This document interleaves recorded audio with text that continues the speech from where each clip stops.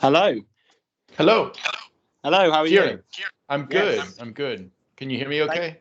I can indeed. Thank you so much for accepting to do this. It's great. My pleasure. My pleasure. I'm glad you're feeling better. I got a little bit worried about you when you said you caught the COVIDs.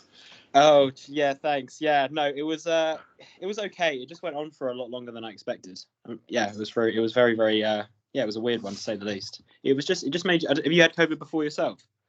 I sort of had it. My wife had it, and she had a cough. This is over a year ago, and I kept testing negative, but I got really sick. I had a fever, and there was a couple nights where I couldn't lay down because my chest hurt so bad. So my doctor said I had it, but I always tested negative, and they never figured out why. So I guess I have a weird immune system, but I'm fully vaccinated now, and I'm around germ bags all day as I'm a college lecturer. And I haven't gotten sick yet. So, but Yeah. I'm curious. Were you vaccinated? You don't have to say. No.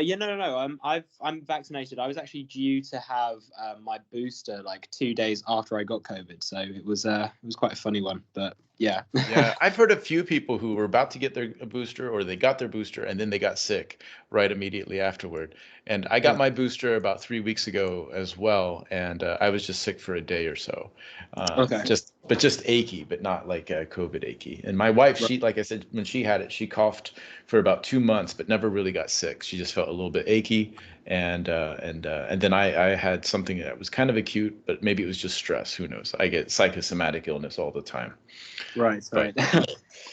You're a busy man. Exactly.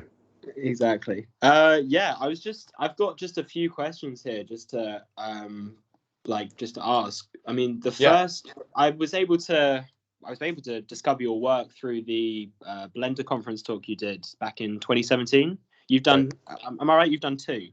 I've done two. Yes. And yeah. And it was the projection mapping project that you collaborated with the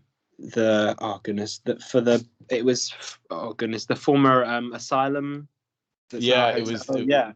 It was an asylum 100 and some years ago, and they back then they called it lunatic asylum, and I think they should have stuck with that. And then it was abandoned. It was because I live in Buffalo, which is a very Rust Belt sort of city, and so it was an abandoned building for decades, and then they turned it into a fancy hotel, but the pandemic killed the hotel, so now it's abandoned again.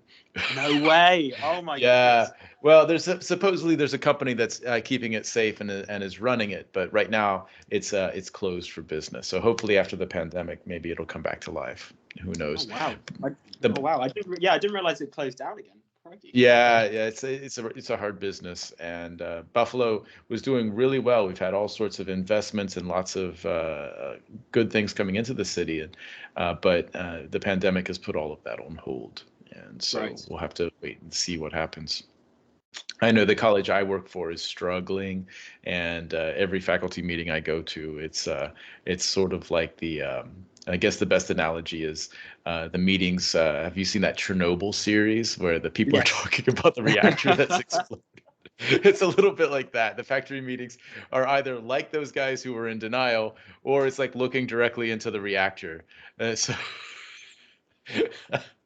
Now, my program, it's kind of weird. I try to just orbit the hairball instead of be in it.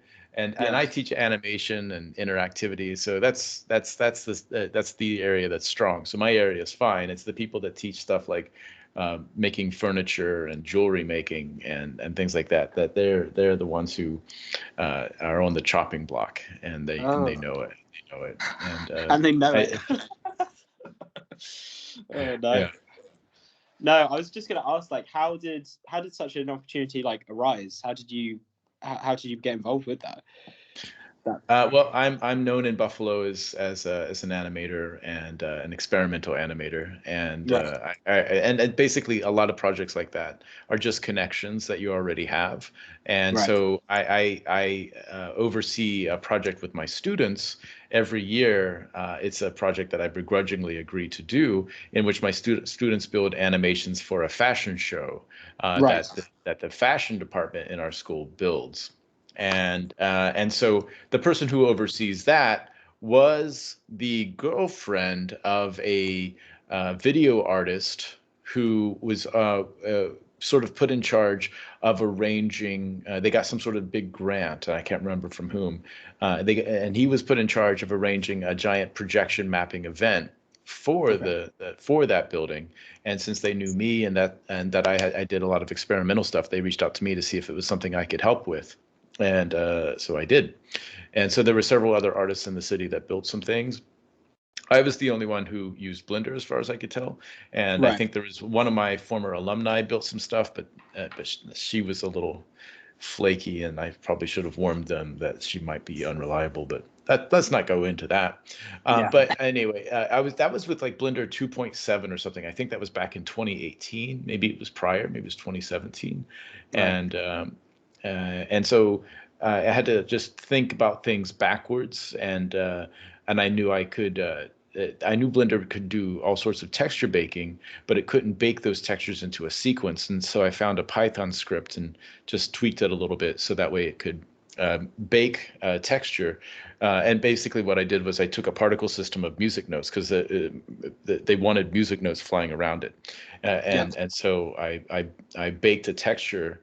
I don't know if this terminology or anything makes sense, but I baked the texture that fell onto that, but I just used a glossy texture on the building and then just Right. baked that glossy texture so that the I guess the virtual photons that were hitting it were baked into a mapped texture of the building.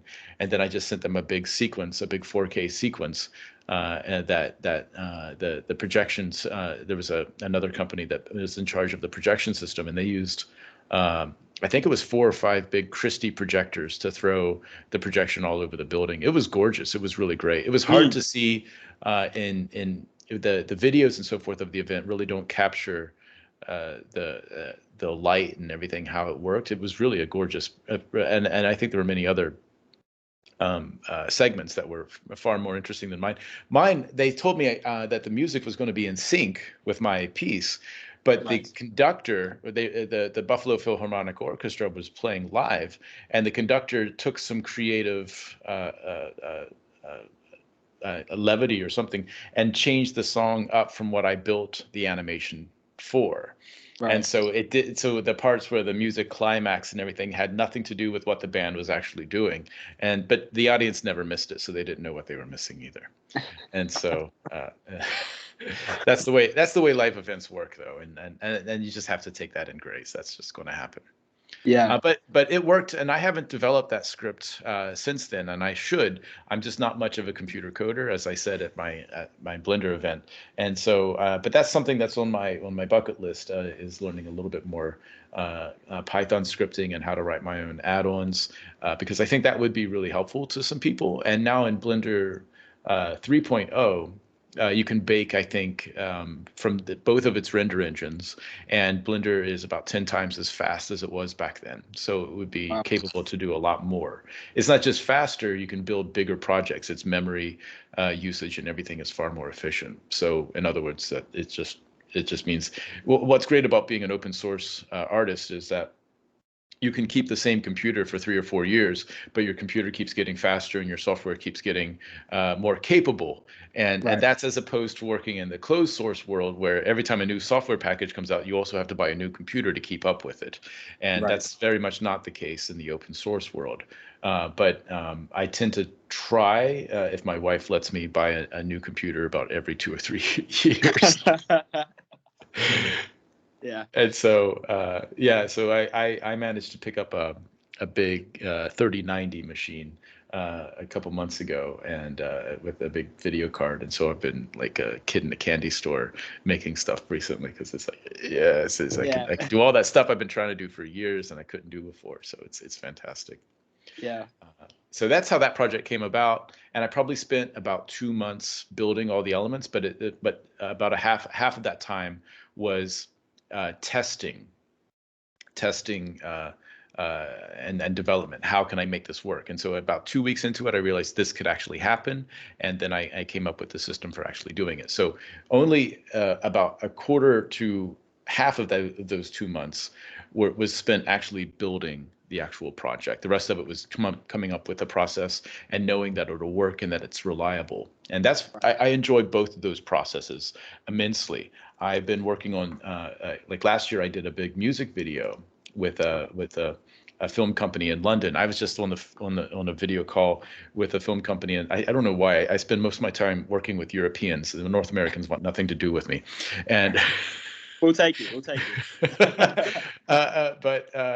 it. So yeah. So I developed a method for using photogrammetry wrong, and so I built a music video for an Irish band called For Those I Love, and so that's on the front page of my website right now. Right.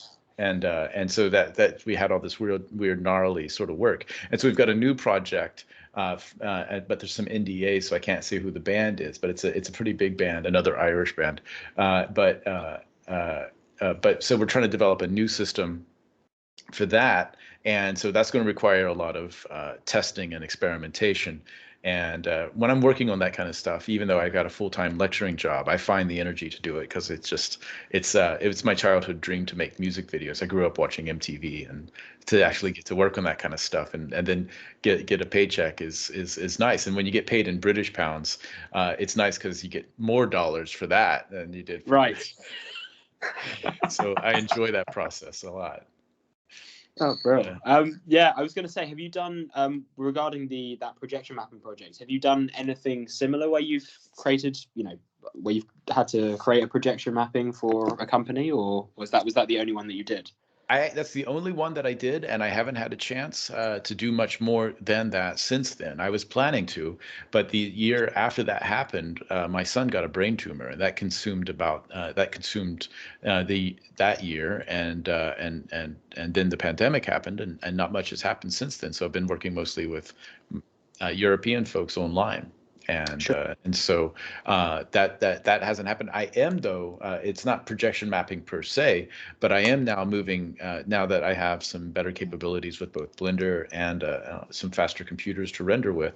I am doing a lot of with 180-degree panorama rendering for planetariums. And so I'm interested in both doing and teaching my students how to do this too, create interactive, immersive experiences that are not just on a flat two-dimensional screen, but something that wraps around us, both in terms of VR as well as a planetarium. And we have this really nice new planetarium at my college, and I'm very interested in exploring it as not just because it's used for goofy, as all planetariums are, goofy laser light shows and stuff like that. Yeah, and so that attracts visitors and makes them a little bit of money. But why can't this be an art space where we create immersive sound and visual projects? And I think it's a perfect sort of meditative space for that kind of slow, experimental image making. And that's one of the things that I think is going to be big, not going to be big, but it's going to start emerging over the next year or two, is that we have the processing power now to make highly detailed, slow, boring things. So hold on. So I'm thinking like meditative ambient music and so forth started to emerge as the technology made that available to record long lengths of audio that when we were limited to CDs and before we were limited to CDs and LP length and things like that, cassette length. Now those kind of limitations and boundaries are gone. So why not create an animation that lasts an hour or 2 hours, and it's just one shot, and it's a computer rendering, and it's in 4K, and so and it's in an immersive environment, and things change over a very slow amount of time. What would that kind of experience be like? I've always been interested. A big inspiration for me was when I was younger. I saw Koyaanisqatsi, that old film. I don't know if you know it. No. It's it's an old experimental film. It was produced by what's his name? The guy who did The Godfather.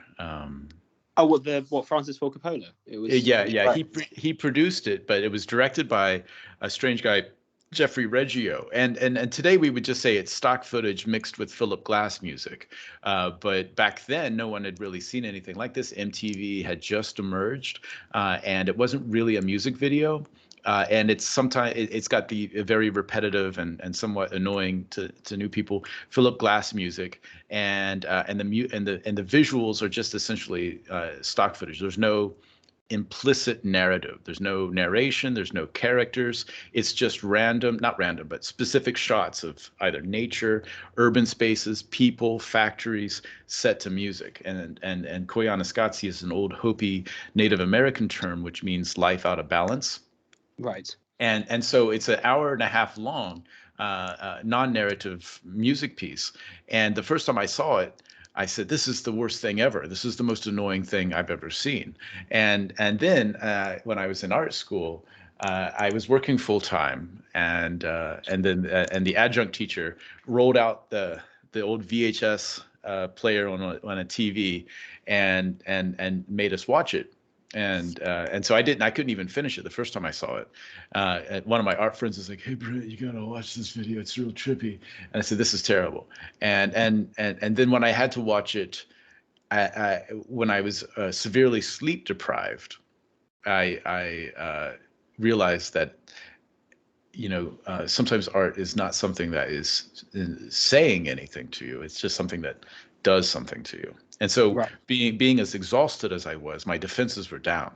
And so I was able to receive the video and let it do its work. And that was a far more effective experience. And so I've always aspired to create a similar type of experience, not necessarily to say anything, but to do something and to, I think, elevate and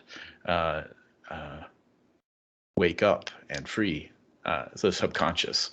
Right. And so I think it still has the power to do that. And I think that's what other great not I mean I think that's what great filmmakers have always aspired to do, is realize that the medium itself can be used to make people smarter. And so I'm very keen to see if that that idea can be explored more in the new technologies that are emerging, instead of just the opposite of that, which they can also do. Right. Okay. So I mean, it's funny you say that, because I mean, during the beginning of COVID, unfortunately my nan passed away. But basically from that, I've kind of created with a friend of mine, and he introduced me into Blender, and it's basically a project kind of dedicated to her that we came up with. We're still in the process. I've actually just before I just called you, I just sent by email to both of your emails a couple of like attachments to the test that we've done. I don't know if that's possible to see on yours. Again, I'm very, very new to Blender, so excuse maybe the quality of it. Essentially, I created after she passed, I created some pastel paintings, and then I wanted to recreate them on Blender and have it where it's animated, but have it where it's just like an animated loop. And I really wanted to have it where it was, the running time for that was extended. And then, as you say, just use sounds, or like sounds of nature. Because we were able to, I think we were able to do an okay job, but we wanted it where it felt more like the visuals were a blur of the digital and the physical.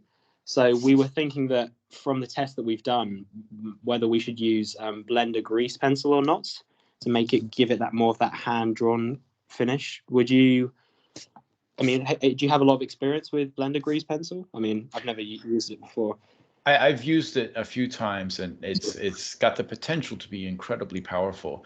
And I am all the time trying to get my students to use it more. But what they tend to gravitate towards is Procreate on their iPads when they want to do handmade animation, and that's because it has a real tactile feel, and Mhm. the results are much more immediate. And with Blender, there is a steeper learning curve with getting to use the grease pencil, and also there's a little bit of computer science thinking, because every object is a data object, and you have to think about how those data objects are related to each other. And you can use different ways of adding color and shaders to those strokes and to those materials and to manipulate them. But it's a little less than intuitive, and that's always been Blender's big problem, is that it's a little less than intuitive, especially for people who prefer to be non-technical people. Right. And so it's fully capable. There is a friend of mine who's doing some experiments in rendering with Blender right now, and I'm going to find it for you. And let's see here. I think he's Try New Media. But basically, he was creating filters of rendering stuff in Blender that lets it look very painterly. And I'm seeing if I can find those posts that he was making. And I'm not quite sure how he's using it. But he's a guy in, I think he's in Colombia. Right. And that's what another thing, if you haven't figured out in the Blender community, is we're a very international bunch of people, and that's we all very much miss the Blender conference. I haven't been to the Blender conference since 2019, and hanging out with all those people was the best thing ever. Where is the chat box? Here's the chat box. So I can't remember his name exactly, but he's been creating these new renders with these amazing painterly effects, and they're in 3D, and so these are his tweets, but he's not sharing exactly how he's doing. He's got a build of Blender called Oh wow. Blender for Artists, Okay. and I've always been sort of opposed to this concept, but I certainly understand why they're doing it, because Blender sometimes is more for, well, at least it was definitely more for engineers than for artists. Right. And so they were trying to make this more simplified version of Blender, but Blender is now more simplified, and that's why systems like Cinema 4D are spending a lot more time copying it. Okay. And so. But I think this has that potential to have that look that you're going for. And so if you follow his threads or follow these links, it's a 3D space, and it's got some sort of filter overlaid on it. And I don't know his name. I can't remember his name, the Tri New Media guy, though he's very open to talking about what the processes are and how he's using that. Okay, fantastic. Thank you. Yeah. So I don't know if he's just putting filters over them, but it's still a 3D object. And yeah, so I've been meaning to look into this. Because I mean, I know there's different ways around it, but I was just wondering what would, I mean, with your, I mean, you've got such good experience, and like I'm so new to it all. What would be kind of the better way around it, I suppose, than just to do filters or to actually to use the grease pencil. This is really interesting. For some reason, I've never heard of this guy. Wow, on the face is crazy. Yeah, the face one is really, really interesting, and I think it holds a lot of promise. But I'm in the midst of doing my finals in my semester, so I try to catch up on all my work and all my connections and everything in between the semesters, if at all possible. Yeah, because it's when I was on your Vimeo account earlier today, I was. How did you come up with the Francis Bacon, the portrait of Devon Nunes? That's so. I love that. It's so cool. Well, if you look at the other work around that same time, I was just playing around with using, and one of my philosophies about all of this technology is always ask yourself, what was the software meant to do, and what else can it do? And so if you start with that sort of mindset, then you look at the ability of Blender and other software to allow you to use image textures to displace objects in three-dimensional space. And so that's primarily used to make textures look more realistic. So that way, if you want sand or a cloth or anything like that, you can actually use photos of those things to displace those objects. but it'll do whatever you ask it to do. So if you feed the wrong texture into it, then it'll displace that as well, because the computer's stupid. It's just doing what it's told.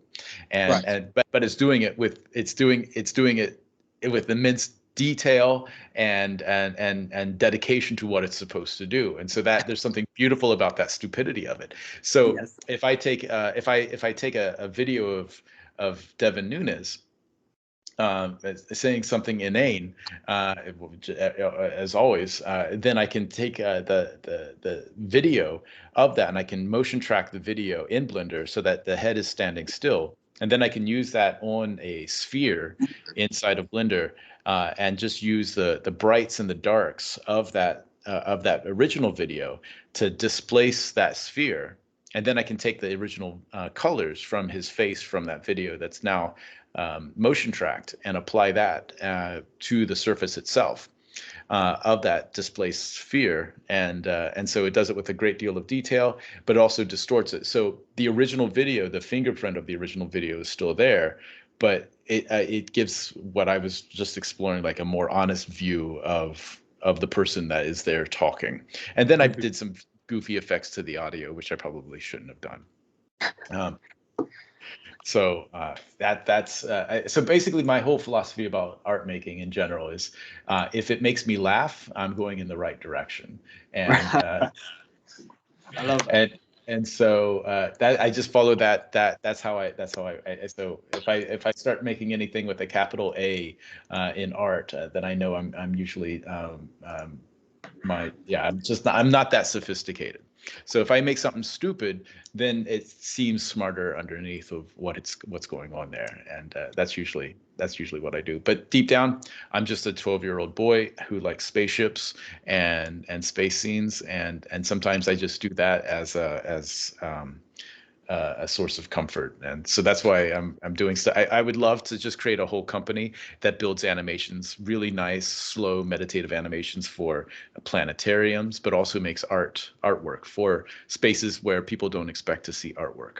Because I think, well, I come from a very working class background. My dad made shovels, and my mom made beds, and they never took us to museums. I don't know how I got into this. I grew up watching TV, so people on TV had a completely different world than the little tiny steel town that I grew up in. And I was like, what's this disconnect? So I decided to chase TV and wanted to be involved in TV somehow, and that's what led me down this path of going to art school and everything. And but I'm very interested in folks like my mom and dad who didn't have any access to that, of getting into their sphere of influence and seeing if I can, where people are just watching normal TV or something like that, or just in the shopping mall or airports and those kind of spaces. And how can we create spaces, experiences, and so forth that point out the banality and the habits that they're using to navigate those spaces, and maybe just wake them up a little bit, one bit at a time. And I think that's a great thing that we can do. It's just hard to convince people that that's something that the world needs, especially in very cynical, conservative states or places where everything is hyper, what's the word? Pragmatic. If you don't do anything that doesn't lead directly to income, or or you'll starve, and there's no point in it. I don't know why I'm so sad though. So that's basically that's what we have. So yeah, I'm definitely I'm interested in the same. It's one of the reasons why I'm, from what I'm been writing for my dissertation, I'm really interested in how, especially for some reason in London, there's been, I'd probably say over the last couple of years, but I'd say it's accelerated because of COVID, that projection mapping, video mapping, it's definitely being utilized a lot more within museums, whether that be arts or even just historical artifact based museums.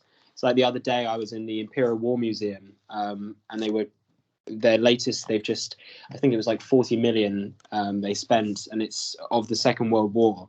And I was really interested how, you're taking a subject so serious as that, and they're utilized, they're creating all these interactive installations, and I feel like it gives, I feel like it gives that type of subject matter a completely different. Yeah, it just introduced it to a completely new generation in a much much better way than when I was younger and I'd be going to like museums where it would seem kind of a bit boring, or maybe you'd need to have like a degree to go to a specific museum. Yeah, I mean, and that's one of the things I'm interested in, whether COVID, I mean, it's definitely impacted it, but whether, I mean, what do you think, how do you think COVID's impacted? I know you were mentioning it earlier, with the digital art world. Is there any like specific trends that you've noticed that it's accelerated specific parts?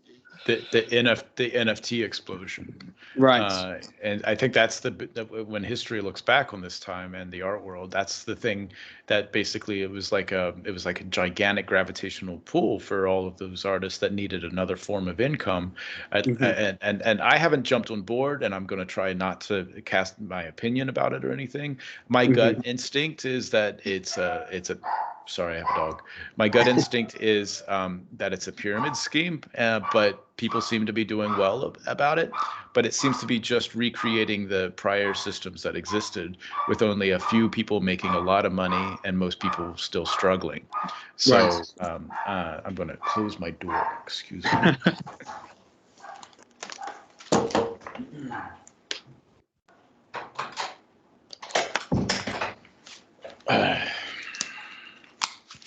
So I think that's the primary thing. A lot of art shows and everything have all completely dried up, and same with exhibitions. There's been some online exhibitions, a few, but as far as I can tell, those already existed.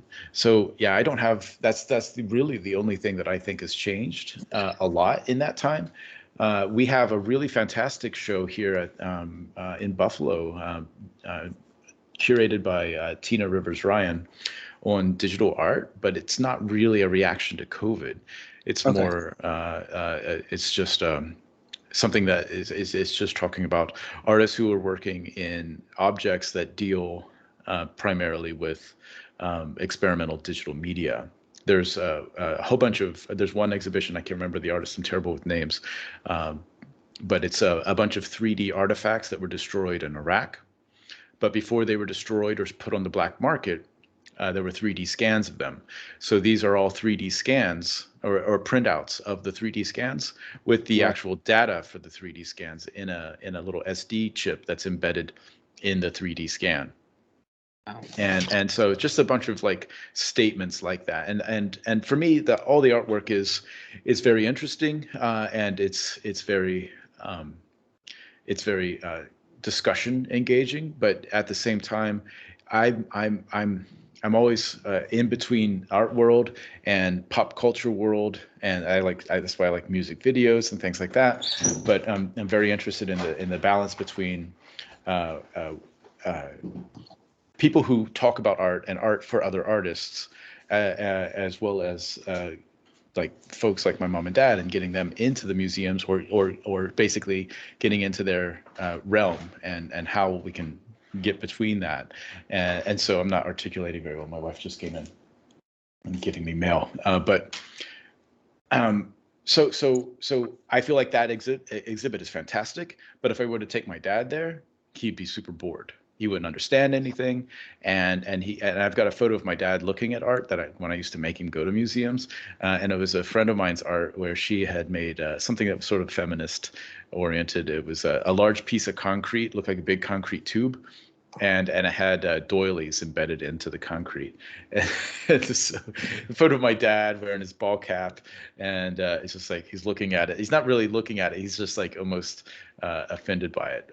And because my dad is a steel worker, and like everything is very practical, and he just not that he doesn't get it, and art is not something to get, but he doesn't have the antennas, the attenuators to understand what is actually happening there. And I think that's something that can be taught, but it's not, and it's actively avoided. And when people are confronted with ambiguity, especially in my experiences in this country, when most people are confronted with ambiguity or something that they don't quite understand, their immediate reaction is to shut it out and to declare that it is stupid and shouldn't exist. And so if they don't have a category to put it in, if it doesn't fit nice and neat in their paradigm, it's rejected. Right. And so I think that in and of itself, if some of those, if that habits of thought could be torn down a bit, we'd have some better conversations in our YouTube comments. And Right. so Yeah. Yeah. That's interesting when you're relating it to the actual country itself. That's yeah. How that maybe that's different from maybe I don't know where it is in the UK or in parts of Europe. Yeah. It's funny because my dad as well. He doesn't. My parents don't come from art-based backgrounds. But when I went with him earlier this year, we went to see the Van Gogh Alive exhibition. I don't know if you've heard of it, where they basically it's a company. They've taken his works and they're projecting it. It's been here. I didn't go see it. Oh, it is it? Oh, fantastic. Okay, I know it's been Yeah. touring around. Yeah, I thought it was. I knew it was in Toronto. I didn't know if it was. Yeah, if you. Yeah.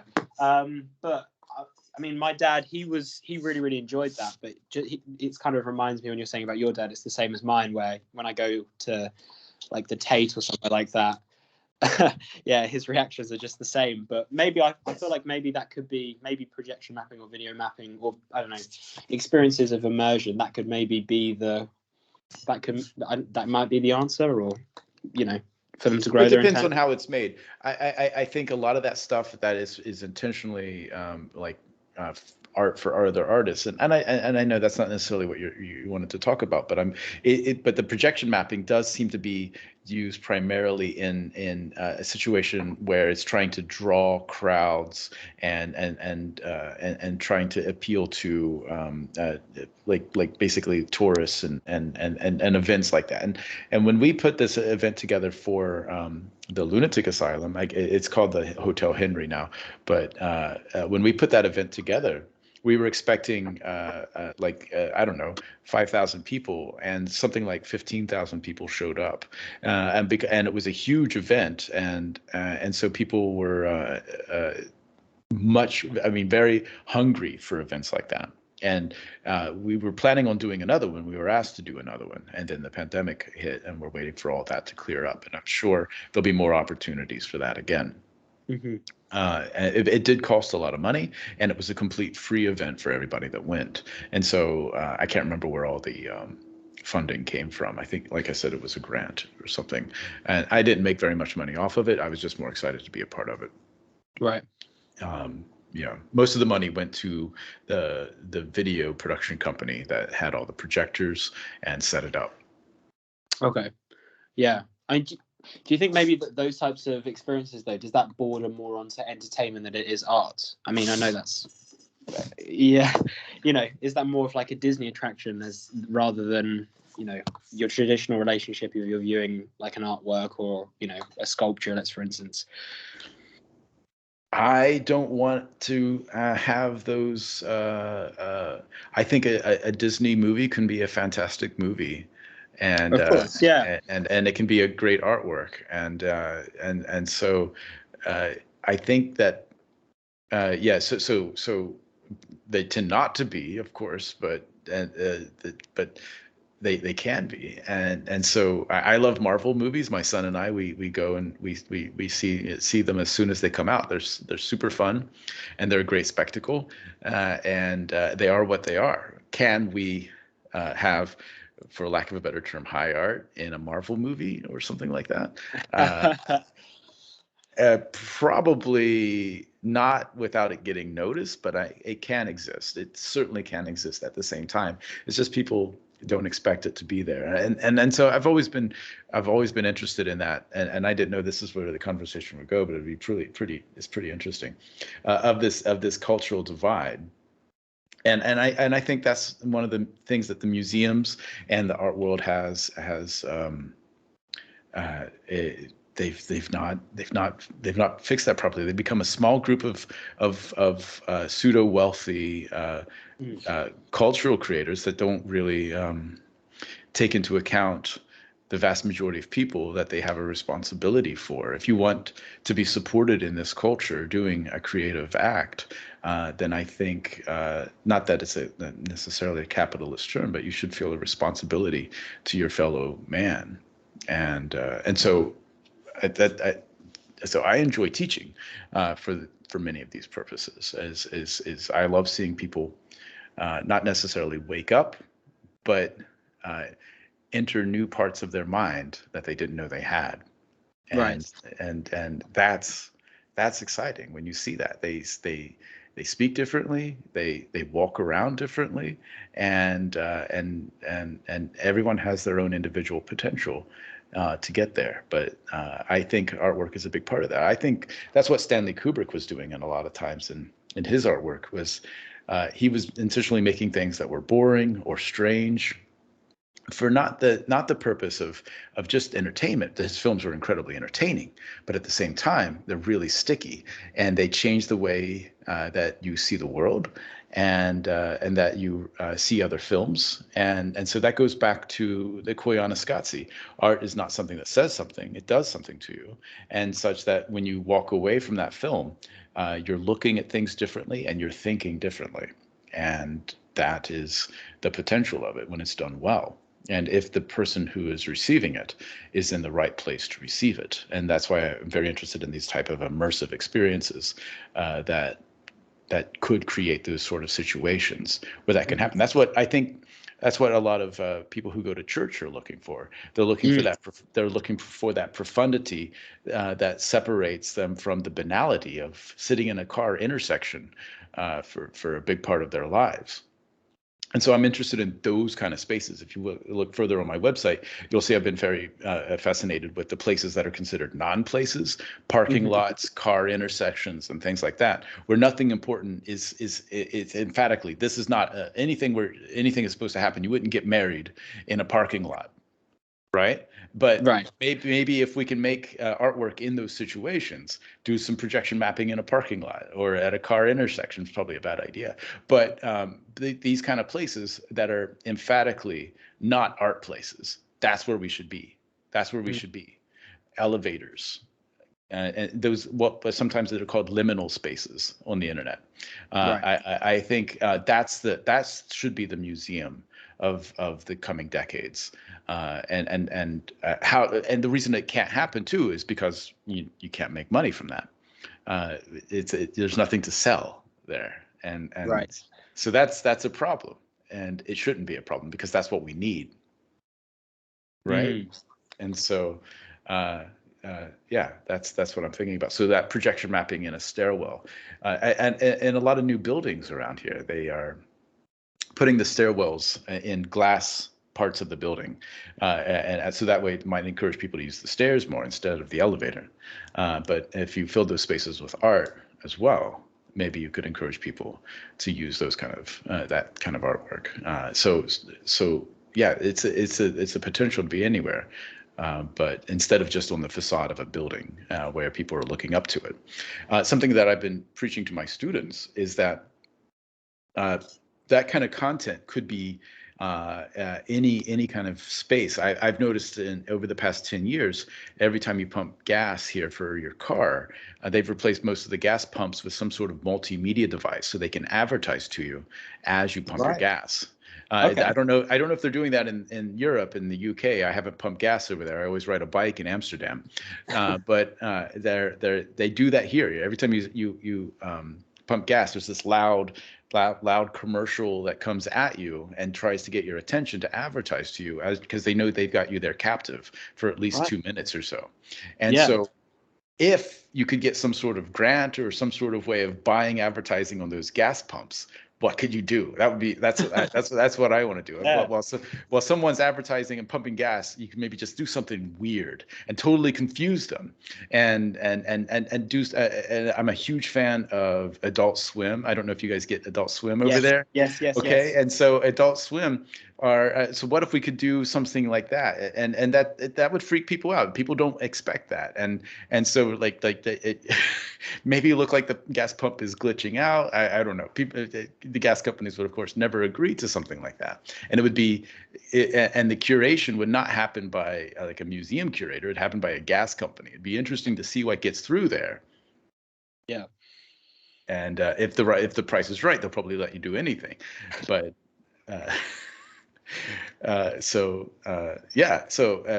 the local museum here, the Albright Knox, they're going through a big in spite of all the budget crisis and everything, they're going through a big 250 million, almost $300 million upgrade. So our museum is shut down, and so that digital art exhibition is happening in their Tipperary museum, a few blocks from my house. And so, but they've been very active about taking their artwork and infecting the city with it. They pay for murals all around the city, and they pay for a couple years ago. They did a big campaign where they just bought up some billboards all over the highways and just had the text "You are beautiful" all over the billboards. It didn't say "Visit the Albright Knox" or anything like that. No one knew where it was for. It was just a statement in public spaces that gave people pause. And it was wonderful. It wasn't offensive or anything, of course, but I'm very interested in artwork going in those directions instead of asking them to come to the museum and do the goatee stroking thing that they should do in the museum. Yeah. Not that I don't love going to museums. My favorite museum in the world is the Tate. And my wife and I were in London, I think it was 20 years ago, and we spent at least 2 or 3 days there. And that's when I decided to go to graduate school, when I was in the Rothko room over there. Yeah. Oh yeah. And because the Rothko room it's like, that's how you see a Rothko, is you sit down on that bench and you give yourself over to that Rothko for 30 minutes. And you realize those paintings need to be that big to do what they're trying to do, and what he's trying to convey there can't be communicated effectively unless you are giving yourself over to that 30 minutes in that hushed tone, quiet, and you get between the borders of those hues, and you realize where he was in his mind when he was working on those. You realize why he killed himself too. At least that's my subjective experience. Mm. Do you think with the museum you're talking about in Buffalo, do you have to pay to go in? Oh yeah. Right. Unless you're a member, but I think membership is about $80 a year or something. And yeah, it's definitely not a free museum. But the temporary museum is free. The one Right. that they're going to be in that museum for 2 or 3 years while they do this major upgrade. Mm. So that's an interesting. I was talking about with a curator. Her name's Rebecca Kahn. She's based in Austria, and she lived in Berlin until recently. But she was saying to me that that's the interesting thing about specifically museums in London, where the permanent collections they're all there are free, where people, you can just go in, almost like get your fix from the painting or whatever. You could go into your Rothko room for 20 minutes in your lunch break and then you can leave. Yeah. Whereas as opposed to where you actually have to pay to get in, maybe. Yeah, but I mean, I suppose in America it's a bit different because it's much more of a capitalist society than over here. Yeah. Oh yeah. You're on your own. It's the spirit here. Yeah. You're on your own. And that's so interesting with the gas pumps, though. We don't have that over here. Next time I go over, I'm definitely probably for a good reason. We were all on social media sharing with each other the secret button combination you can hit to mute these ads. And some people were putting stickers on the pumps when no one was looking that told people how to mute them. We're advertised to so heavily here that the moment someone recognizes something as an advertising, they will tend to tune it out. Right. And one of the things about traveling abroad, especially to countries that are not as hyper-capitalist, is you'll notice that the advertising is not so invasive into the culture, and Americans are also kind of they're duplicitous, and I don't mean to be knocking them so much, but I do. My wife and I have always threatened to be expatriates as soon as our kids are grown, but. So it's sort of like the simulacrum. They claim to want things to be, like a Thomas Kinkade painting. Do you know Thomas Kinkade? No, I don't. Oh no. Oh, okay. He's the known as the artist in the mall. He makes painting. He made paintings. He died a few years ago of like stone cottages against a small babbling brook. Flowers and things like that. He called himself the artist of light, and he had a factory of highlighters who would highlight the prints of his paintings, and his paintings would be sold on buy-at-home networks and things like that. So it's kitsch. It's just kitsch. Yes. But But that's what the average average person is looking for, is these kind of pictures, and they're pictures of what they consider to be the ideal life, right? Hmm. But people will actively not go for that ideal life because it's profoundly inconvenient. They don't want to live in a stone cottage by a babbling brook because there's no driveway there. In these paintings, you'll never see a car. You'll never see a parking lot. You'll never see, you won't see any of this content. If you won't see all the satellite dishes and garbage bins and stuff near. But this is what people will embrace, and so they this is the world they want, but they won't do anything to go get that world. In fact, in Florida, there was a whole neighborhood built based on Thomas Kincaid paintings. I can't remember what it was called, Oh but no. yeah, and people were totally getting into it, and it was a gated community, of course. Of course, yeah. And but I mean, so they had these homes that were supposed to be inspired by Thomas Kincaid paintings, and I remember they were interviewing a lady from Europe who was like, "Oh yeah, I love it here. We don't have anything like this in Europe," and but it's hilarious. But this is that sort of schism that people have. They want to go to Las Vegas, and they go to the Venetian, where they can experience Italy, Venice, but not for real. But so it's just all the conveniences of the canals and everything, but none of the inconveniences of having to actually travel there. And so that fakeness is permeated throughout the culture. And again, they don't know. I don't know why I'm sad, because there's just a profound lack of authenticity and meaning in all the energy that goes behind all of this. And so there was an artist named Justine Cooper, like almost 15 years ago. She did a whole project called she was selling a drug called Havidol, Havidol, and she made a whole marketing campaign. She got a grant. She bought billboards around New York City. She's an Australian artist, but she did the exhibition in New York City. And I went to the gallery in Chelsea, and it looked like it wasn't like an art gallery. It was like a booth at a trade show, and it had all the Havidol paraphernalia, jackets, a big bowl of pills, and the drug was about if you buy things but you don't feel satisfied from buying things, that this drug was going to make you feel better about that. And so it was a joke, and people were getting really upset because these fake billboards for this drug called Havidol were at all the like bus stations and on billboards, and so people were calling their doctor asking if they should have Havidol because they're not feeling satisfied from buying things, and then they got really upset when they found out it was a fake ad, and so but then suddenly they can get really upset and just ignore it, but a small part of them realizes that a statement has been made, and so I think that's why I like Adult Swim too, because it's jokes on the audience instead of just jokes for the audience. Yeah. And so I imagine people like my aunt, who might have insomnia or something like that, tuning in and not knowing they're watching a Adult Swim, and it's a fake 1980s sitcom or something like that, and things just go sideways very quickly, and she doesn't know if the show is gone wrong or if she's losing her mind. and so. And so I kind of really like those kind of settings and situations because it dusts off our habits of thinking and our habits of what these certain situations should be expected, what we should expect of those situations. I'm very fascinated by that, and I think that's why cats are so popular, have always been so popular on the internet, because cats are so much like people. A cat has a rigid set of expectations about the way things should be and the way things are, and the moment you start to deviate from any of that, the cat doesn't know how to react, and that the cat's reaction to those unexpected stimuli are just like people. Right.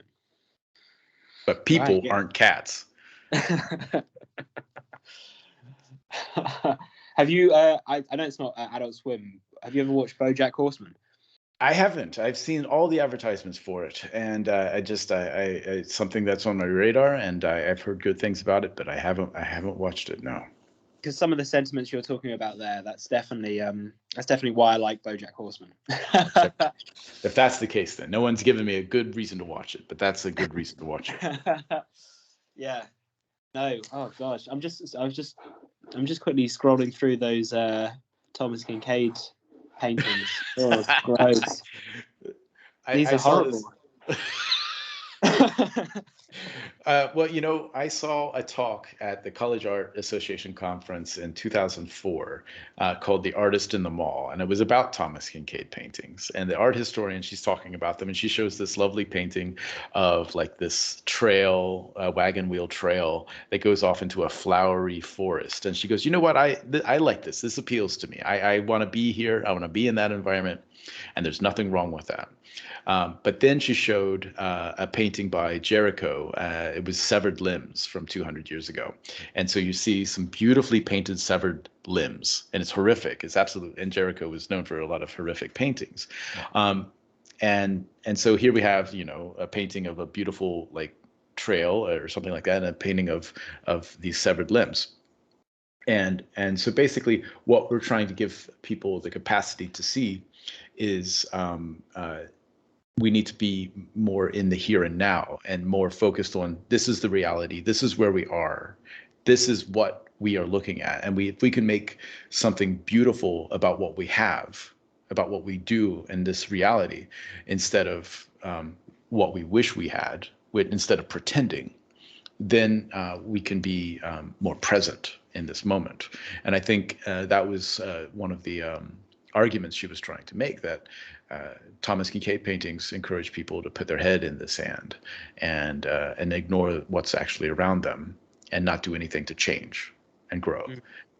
And that's why they lend themselves to ridicule.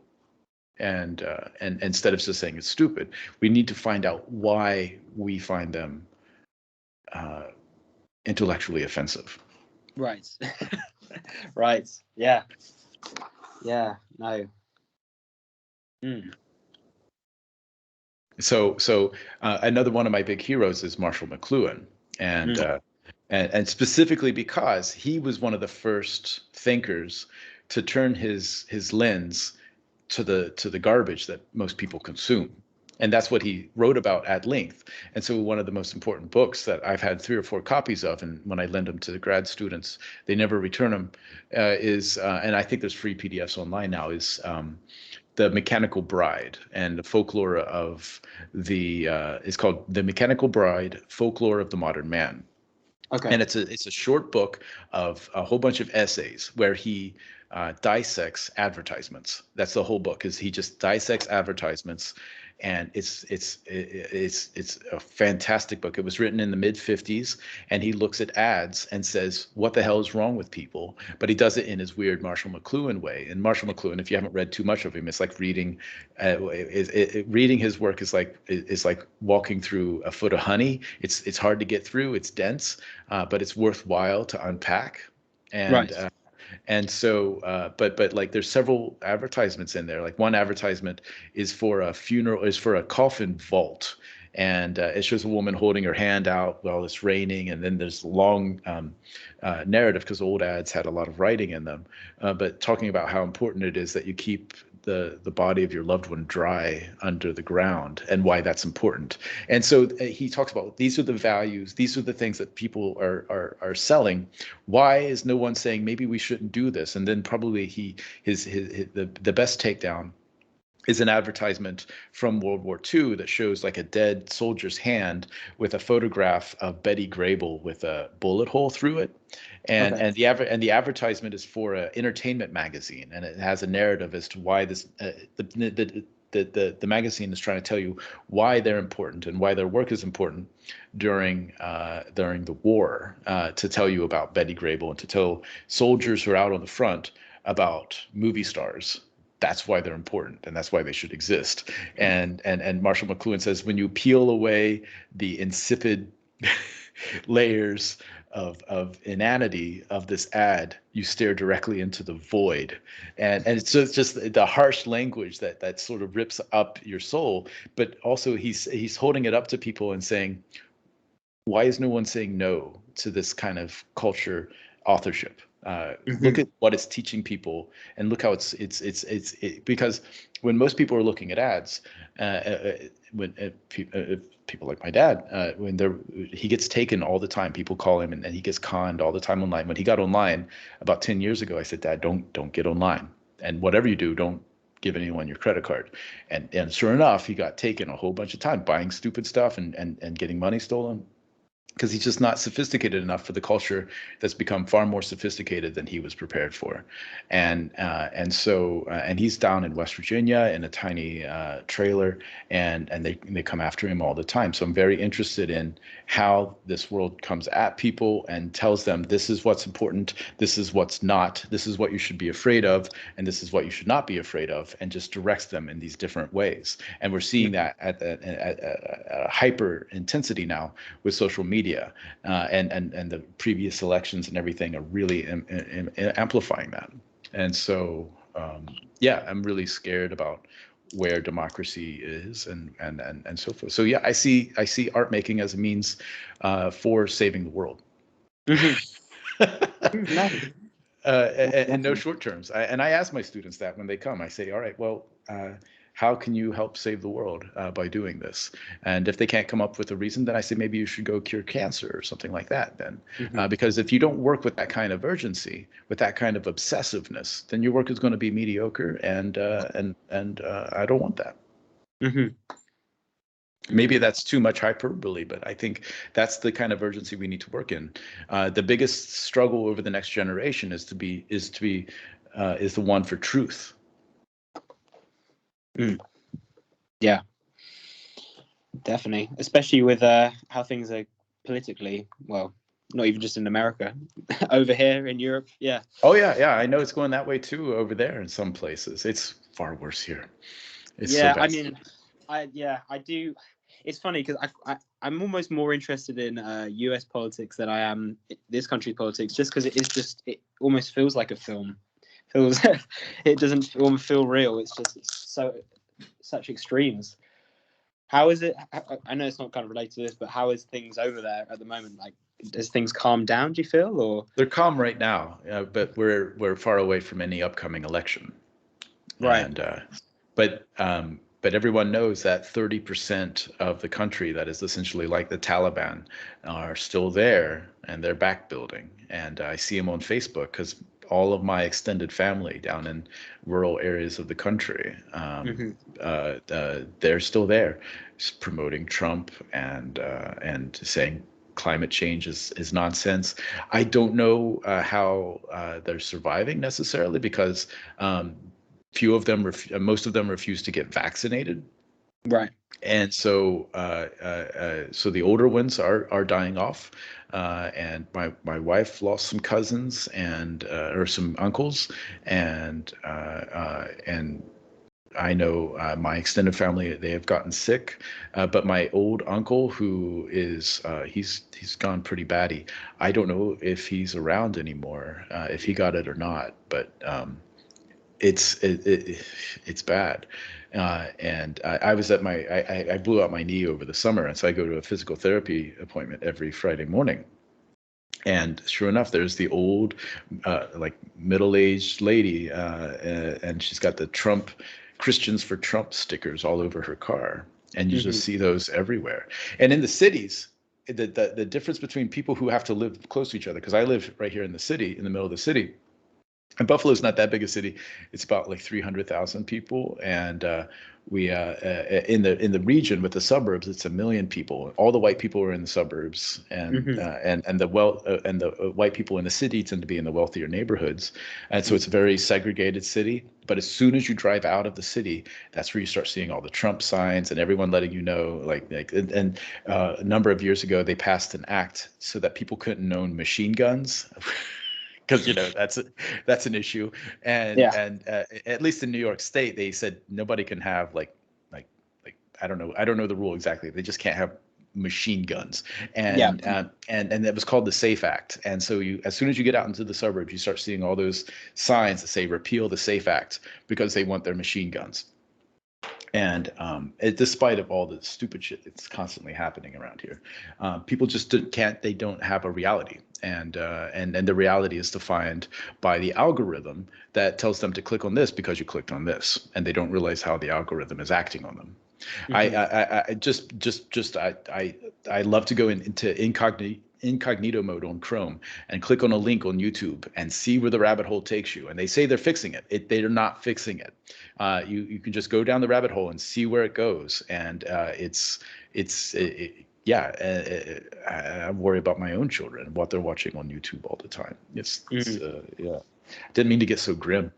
No, not at all. Not at all. It's funny as well that maybe it's just from maybe it's just for the, I don't know, the perception over here is that it's usually the kind of the Trump support and stuff like that is in the South, but it's funny you saying that with obviously New York State, that it's like that, because I mean, it's much stronger in the South, but as soon as you get into any rural area in every state of the country, even in California and New York where I am, as soon as you get into the country areas, it all comes back. And I don't know if it's in the water or what, but the scary part for me is I can't, for the life of me, and I'm an empathetic person, I can't understand how they see the world. I can't understand how they think that guy was smart and was making good decisions. And when I hear him talk about it and say that he was a Christian guy, I'm like, it's almost like it's exactly like, because I've read Harry Potter to my kids a few times. It's exactly like the Death Eaters and just denying that he was back. It's like it's the same talk. They're just completely in his spell and not being human. And it almost feels, and to a certain degree, I saw all my artists 2 years ago or a year ago all my artist friends adopt the NFTs. You know, it's like they all become like zombies or something like that, and they all start promoting it and everything. But the same was true of all the kids I went to high school with, all my cousins and everything. They just became insane. And me being trying to be a hyper aware person, I'm always like, well, maybe it's me. Maybe I'm seeing things wrong, and I know I'm not. I'm not. I've got a clear head on my shoulders, and I try to always see both sides of it. And for the life of me, I can't see how this makes sense to them, and I don't think it does. Put my glasses back on. No, definitely. Yeah. No, so I'm trying to think of how can I make some artwork that serves as some sort of bridge, that serves as some sort of catalyst to get them to think. Because what I've realized, you can never tell somebody how to think anything. You can't tell them what to believe. You cannot say anything like that. They must feel like they've come to that conclusion themselves. They must feel like they've made that decision and come to that conclusion by their own thinking system. So if you can send someone down a path, maybe you can start that mode of change. And I think that's what, like, I was reading Mark Twain to my son the other day. I think that's what he was doing, was use, and humor is a big way of doing that, because humor lowers the people's defenses, and they're not expecting to go down any sort of area where they have to think, and that's the best place to be. When you, it's sort of like when you try to meditate, the monk will tell you, don't try to meditate, because that's not the way to meditate. Yeah. Right. Yeah. No, definitely. Yeah. Well, it's like with music, isn't it? You just tune out. Yeah. Or you listen to a podcast, you just tune out. That's what you've got to do. And so that getting into that place is where I enjoy working in that way too. And so I've always thought of myself as a factory worker who infected or who snuck out of the factory and went to a museum, and because that's because I like trivial work like that, but I'm also fascinated by being in both worlds at the same time. And it's easy for me. I understand I'm a cisgendered white male, so it's I got a lot of privilege in this country, but it's harder. One of the things I've noticed that is harder in academia, especially in New York, since I came here. There's a lot of pedigree bias. So people were like, well, where did you go to school? what's your degree, and before they will give you the authority to have an opinion on something that they'll listen Right. to. So I've negated all that and just said I'm just gonna do my thing over here. You do you, and I'll just figure things out. Yeah. Ugh, no, you don't want that. Not at all. I'm definitely gonna check out this Mechanical Bride though.